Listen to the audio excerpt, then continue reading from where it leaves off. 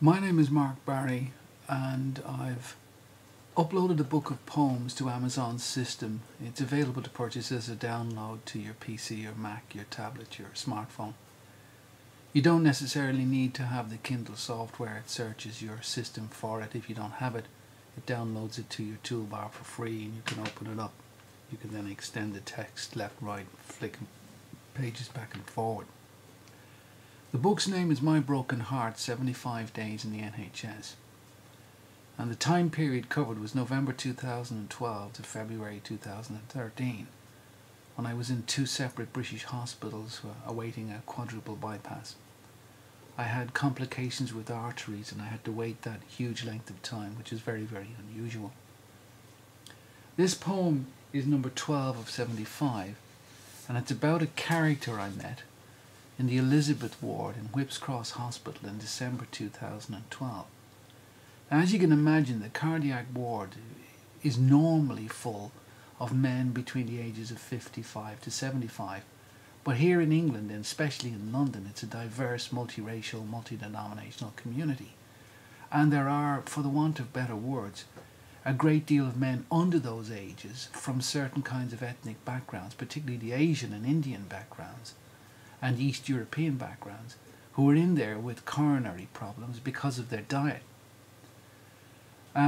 Because of my situation, you're put on the public ward and you meet all of these people, these from different nationalities, different backgrounds.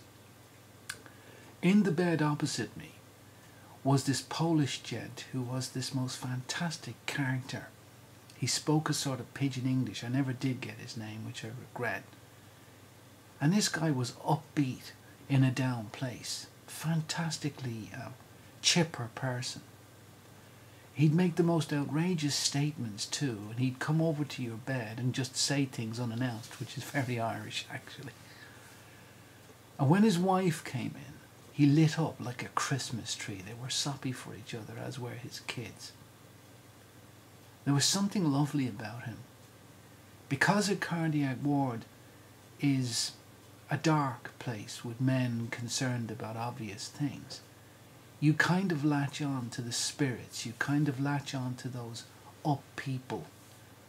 And this poem is for him. Anyway, he had something which was an object of serious lust for me, which were his Menace the Gnasher slippers, which had two little Gnasher puppets sewed on the tip of each.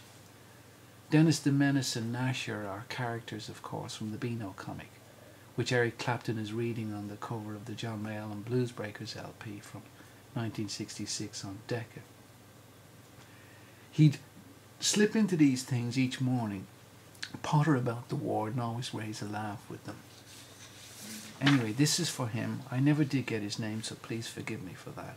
It's called Menace and Gnasher, and I hope you enjoy it. There's a beaming Polish gent in bed number 12, chipper as a breakfast plate full of kippers. Each day he cartwheels left and slips gingerly into his Menace and Gnasher slippers. "I've not had a bowel movement since Wednesday," he announces to all with odd European glee. Then proceeds to flick through photos on his Nokia of his equally cute stroke contented posse of 3. But his face truly explodes when his wife comes in, and they proper giggle like two newlyweds, dangling his upbeat pair of personalised footwear as they chinwag by the raised hospital beds. Happily his lab tests prove he'll get away with stents and won't need the wiry, sawed-open chest. I watch him hug his proud as punch wife and children, come visiting Daddy in their Sunday best. Thank you.